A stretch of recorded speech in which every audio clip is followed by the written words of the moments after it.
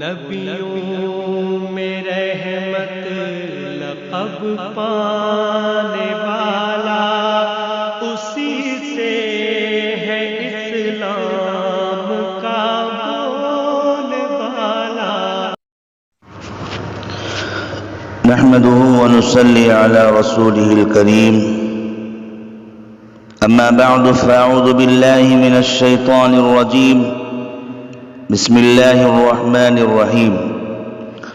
ولا تباشروهن وأنتم عاكفون في المساجد تلك حدود الله فلا تقربوها كذلك يبين الله آياته للناس لعلهم يتقون. عن عائشة زوج النبي صلى الله عليه وسلم أن النبي صلى الله عليه وسلم كان يعتكف العشر الأواخر من رمضان حتى توفاه الله، ثم اعتكف أزواجه من بعده، رواہ البخاری۔ بزرگوں، دوستوں اور میری ماں بہنوں، آج عصر کے بعد مغرب سے پہلے اعتکاف کرنے والوں کے لیے معتکف میں جہاں اعتکاف کرتے ہیں اس میں داخل ہونا ضروری ہے، اور آج مغرب کے بعد سے آخر عشرہ شروع ہونے جا رہا ہے، اس لیے اعتکاف کے تعلق سے کچھ باتیں آپ کے سامنے عرض کروں گا۔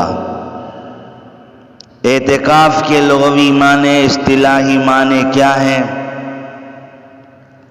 اور اعتکاف کی کتنی قسمیں ہیں، اور مردوں کے لیے اعتکاف کہاں کرنا ہے اور عورتیں کہاں کرنی ہیں، اور معتکفین کے حق میں حدیثوں میں جو فضیلتیں آئی ہیں وہ تمام باتیں عرض کروں گا۔ سب سے پہلے میں آپ کے سامنے یہ عرض کرنا چاہتا ہوں کہ اعتکاف کے لغوی معنی کیا ہیں۔ اعتکاف کے لغوی معنی آتے ہیں ٹھہرنا۔ اعتکف یعتکف، اعتکاف باب افتعال سے ہے، ٹھہرنے کے معنی آتے ہیں لغت میں۔ شریعت کی اصطلاح میں اعتکاف کے معنی آتے ہیں عبادت کی نیت سے مسجد میں ٹھہرنا، یہ اصطلاحی معنی ہیں۔ اعتکاف کی 3 قسمیں ہیں۔ نمبر 1 واجب، یعنی اعتکاف واجب۔ نمبر 2 سنت مؤکدہ علی الکفایہ۔ نمبر 3 مستحب۔ واجب اعتکاف منت کا اعتکاف ہے، یعنی کسی آدمی نے یہ نظر مانی اگر میرا فلاں کام ہو گیا تو میں اعتکاف کروں گا، پھر وہ کام ہو گیا تو اعتکاف کرنا واجب ہو جاتا ہے۔ یا کسی نے یوں کہا کہ میں اللہ کے لیے اعتکاف کرنے کی منت مانتا ہوں، تو صورت میں بھی اعتکاف واجب ہو جاتا ہے، تو یہ واجب اعتکاف کہلاتا ہے۔ اور سنت مؤکدہ علی الکفایہ کی تعریف یہ ہے، رمضان کے آخری عشرے کا اعتکاف جو ہوتا ہے وہ سنت مؤکدہ علی الکفایہ ہوتا ہے۔ رمضان کے آخری عشرے میں جو اعتکاف کرتے ہیں وہ سنت مؤکدہ علی الکفایہ ہے۔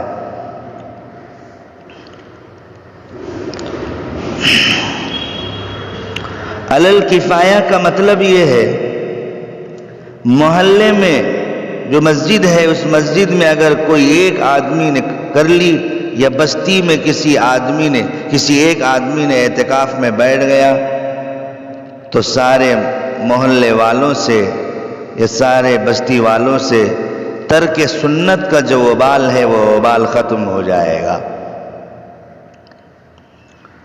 اور ان کے علاوہ ان دو قسم کے علاوہ جو بھی اعتکاف ہے وہ سب مستحب ہے. جو مستحب اعتکاف ہے اس کے لیے مفتہ بھی قول کے مطابق نہ وقت کی تعین ہے نہ روزہ شرط ہے، جب چاہے رکھ سکتا ہے، روزے کی بھی ضرورت نہیں مستحب اعتکاف کے لیے. لیکن واجب اعتکاف کے لیے روزہ شرط ہے. اور اسی طرح سنت مؤکدہ جو اعتکاف ہے رمضان کے آخر عشرے کا، آخر 10 دنوں کا، اس کے لیے بھی روزہ شرط ہے. اگر کوئی شخص رمضان میں اعتکاف کی نیت منت مانے، اگر کسی شخص نے رمضان میں اعتکاف کرنے کی منت مانی تو رمضان کا روزہ کافی ہے. تو اسی طرح میں نے بتایا سنت مؤکدہ اعتکاف کے لیے بھی روزہ شرط ہے. بغیر روزے کے سنت مؤکدہ کا اعتکاف صحیح نہیں ہوتا.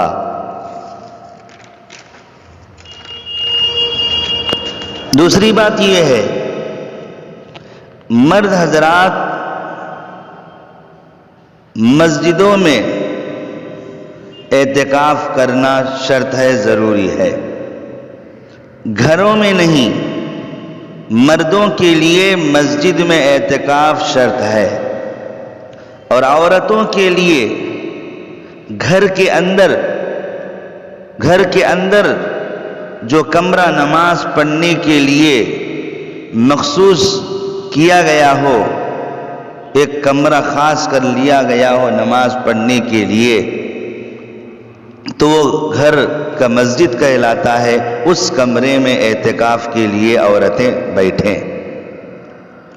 اگر کوئی خاص کمرہ نہیں ہے تو ایک کمرے کو خاص کر لے اور اس میں بیٹھ جائے. جیسا کہ میں نے بتایا مرد حضرات کے لیے مسجد میں اعتکاف شرط ہے. کون سی مسجد میں اعتکاف کرنا ہے؟ حضرت امام شافعی رحمہ اللہ کے نزدیک صرف اسی مسجد میں اعتکاف ہو سکتا ہے جہاں جمعہ ہوتا ہے. جمعے کی نماز جس مسجد میں ہوتی ہے وہی مسجد میں معتکف اعتکاف میں بیٹھ سکتا ہے. ہر مسجد میں اعتکاف نہیں ہو سکتا امام شافعی رحمہ اللہ کے نزدیک، کیونکہ دلیل یہ دیتے ہیں جس مسجد میں جمعہ نہیں ہوتا اگر وہاں اعتکاف میں بیٹھے گا تو جمعے کی نماز کے لیے جامع مسجد کو جانا پڑتا ہے، تو معتکف کو جامع مسجد جانا پڑے گا اور اعتکاف میں مسجد سے باہر نکلنا جائز نہیں. اس لیے بیٹھے ہی وہی جگہ جہاں جمعہ ہوتی ہو، جمعے کی نماز ہوتی ہو. حنفیہ کے نزدیک ہر مسجد میں اعتکاف ہو سکتا ہے، ہر مسجد میں اعتکاف معتکف کر سکتا ہے. جمعے کے لیے جامع مسجد جا سکتا ہے کیونکہ یہ عذر شرعی ہے، اس لیے کوئی حرج نہیں. تو احناف کے نزدیک ہر مسجد میں اعتکاف کر سکتا ہے، کوئی قید نہیں. بہرحال رمضان کا آخر عشرہ شروع ہونے جا رہا ہے. اب حالات تو لاک ڈاؤن کے چل رہے ہیں. رمضان میں بھی بہت سارے مسلمان الحمدللہ روزہ رکھ کر اپنے اپنے گھروں میں 5 وقت کی نمازیں پڑھ رہے ہیں اور تراویح بھی ادا کر رہے ہیں. اللہ تبارک و تعالی انہیں مزید توفیق عطا فرمائے. اور کوئی بھی کسی بھی دن تراویح نہ چھوڑے۔ تو اسی طرح آخر عشرہ بھی لاک ڈاؤن میں ہی شروع ہونے جا رہا ہے، اس لیے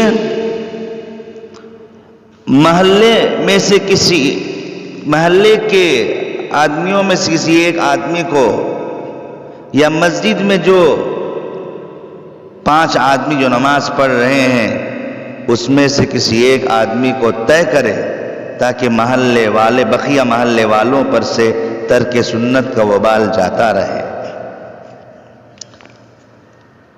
اب جو حضرات ہر سال اعتکاف مسجدوں میں کرتے تھے ان کو پریشان ہونے کی ضرورت نہیں، اللہ سے مانگے تمہاری جو نیت تھی اس سال بھی رمضان میں اعتکاف کرنے کی، ہر سال جیسا کہ آپ کی عادت ہے، اللہ کی ذات سے امید ہے آپ کی اس نیت پر اللہ تبارک و تعالیٰ کی ذات سے امید ہے انشاءاللہ اللہ آپ کو وہ ثواب عطا کریں گے، آپ کے نام اعمال میں وہ ثواب ملے گا، کیونکہ اللہ کے خزانے میں کوئی کمی نہیں اور اللہ بخیل نہیں، بخالت نہیں کرتا۔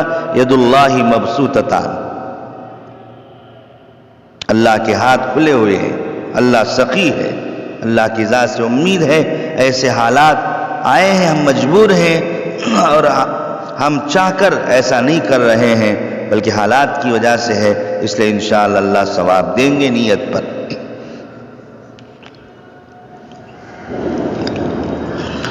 اعتکاف کی حدیثوں میں بڑی فضیلتیں آئی ہیں۔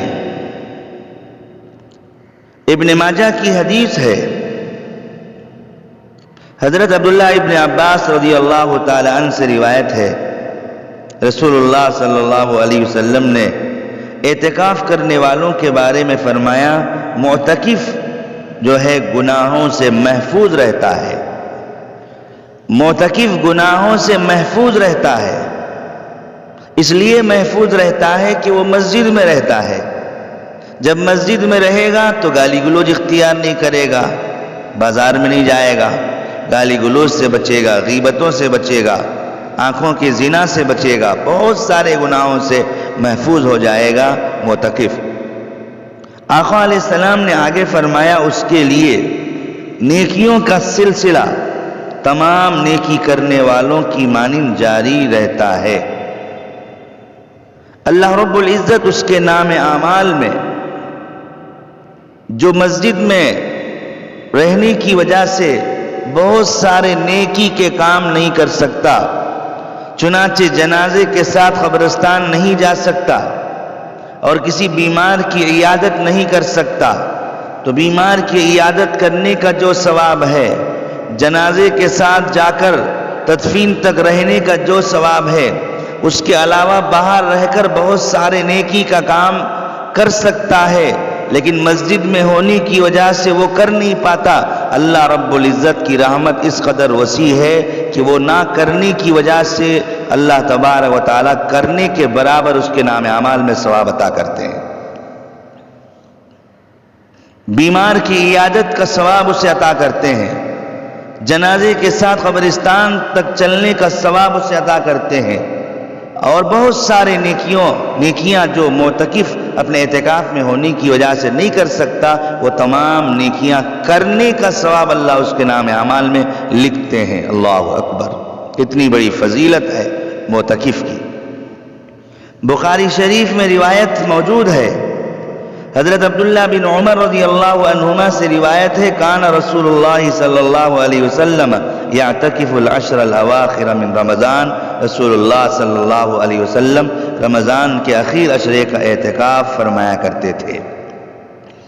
اسی طرح بخاری میں حدیث موجود ہے، ان عائشہ زوج النبی صلی اللہ علیہ وسلم ان النبی صلی اللہ علیہ وسلم کان یعتکف العشر الاواخر من رمضان۔ صدیقہ رضی اللہ عنہا سے مروی ہے، نبی پاک صلی اللہ علیہ وسلم رمضان کے آخری عشرے کا اعتکاف کیا کرتے تھے، حتی توفاہ اللہ، یہاں تک کہ آپ کی وفات ہو گئی۔ ثم اعتکف ازواجہ من بعدی، پھر آپ صلی اللہ علیہ وسلم کے بعد آپ کی ازواج نے اعتکاف کیا۔ نبی پاک صلی اللہ علیہ وسلم جب مدینہ منورہ میں ہوتے تھے تو ہمیشہ رمضان کے آخری عشرے کا اعتکاف کیا کرتے تھے، اس لیے اعتکاف کرنا چاہیے، اعتکاف کی بڑی فضیلت ہے۔ معتکف جب اعتکاف میں بیٹھتا ہے تو گویا کہ وہ اپنے آپ کو اللہ کے حوالے کرتا ہے، اللہ کے حوالے کرتا ہے اور اللہ کے سامنے پڑا ہوا رہتا ہے، اپنے آپ کو یہ پیش کرتا ہے کہ اے اللہ میں تیرے دربار میں بھکاری بن کر آیا ہوں اور تیرے دربار ہی میں پڑا رہا ہوں اور آپ کی رحمت میری طرف متوجہ کیجیے۔ بزرگوں، دوستو، جن کو بھی اس سال موقع ملے حسب سہولت اعتکاف کرنے کی وہ اعتکاف کریں، اور معتکفین سے درخواست کرتا ہوں، خواہ مرد ہوں یا عورتیں جو اپنے گھروں میں اعتکاف کرتی ہیں، تمام سے درخواست کرتا ہوں کہ آپ کی بڑی فضیلت ہے اللہ کے نزدیک، آپ کا بہت بڑا مقام ہے خدا کے نزدیک، کیونکہ خدا کے در کے بھکاری ہیں، خصوصی خدا کے تم مہمان ہو، اس لیے ایسے وقت میں اللہ سے خوب مانگیں۔ جو بھی حالات آئے ہوئے ہیں، جو بھی بیماری پھیلی ہوئی ہے، کرونا وائرس اور یہ وبا پورے عالم میں جو پھیلی ہوئی ہے، اس کے ختم کے لیے، اس کے دفاع کے لیے اللہ سے خوب مانگے، گڑ گڑا کر مانگے، روئیں اللہ کے سامنے۔ معتکف جب روتا ہے، گڑ گڑا کر مانگتا ہے، اللہ رب العزت اس کی دعا ضرور قبول کرتے ہیں۔ اس لیے مرد حضرات اور عورت خواتین حضرات سے میں یہ درخواست کرتا ہوں، جتنے بھی معتکفین ہیں ان سے ہی میرے عاجزانہ درخواست ہے کہ آپ اللہ کے سامنے رو رو کر گڑ گڑا کر مانگیں، پوری امت کے لیے، پورے عالم کے لیے مانگیں، اور یہ وہ کرونا وائرس کی وبا جو پھیلی ہوئی ہے اس کے ختم کے لیے اللہ رب العزت سے مانگے کہ اللہ رب العزت کی ذات سے امید ہے کہ اللہ تبارک و تعالی اس کرونا وائرس کو ختم کریں گے، جلد از جلد پورا امن کا ماحول پیدا کریں گے۔ اس لیے آپ سے ہی عاجزانہ التماس ہے، اللہ تبارک و تعالی آپ کے اعتکاف کو قبول فرمائے اور آپ کی دعاؤں کو اللہ تعالی قبول فرمائے، اور آپ معتکفین کی برکت سے اللہ تعالیٰ پوری دنیا سے کرونا وائرس کی وبا اور اس کے علاوہ جو بھی بیماریاں ہیں اللہ سب کو ختم فرمائے، امن و شانتی کی زندگی نصیب فرمائے، ایمان پر جمے رہنے اور ایمان پر ثابت قدمی سے رہنے اور ایمان پر مرنے کی اللہ ہم سب کو توفیق نصیب فرمائے، کفر و شرک کی طرف لوٹ کر آنے اور کفر و شرک پر مرنے سے اللہ ہم سب کی حفاظت فرمائے۔ وآخر دعوانا الحمدللہ رب العالمین۔